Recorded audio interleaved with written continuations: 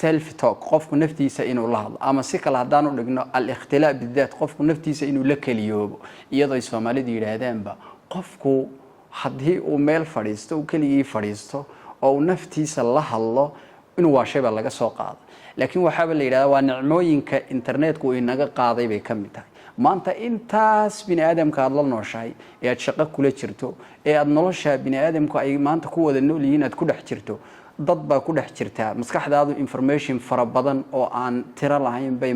ay ururinaysaa isagoo Ilaahay u sameeyay maskaxda inay waxa ay ururinayso sii deynayso inta aan hadlayo shanqar badan baan maqlayaa waxyaabo badan oo shanqaraya dhawaq badan baan maqlayaa maskaxdaydu anigoo hadlayo wax sheegaya haddana ay soo qabanaysa marka Ilaahay wuxuu sameeyay inay haddana ay sii deyso ayuu Ilaahay u sameeyay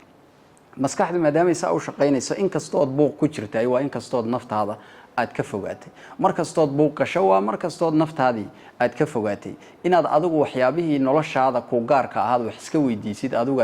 xisaabisid ay yaraanayso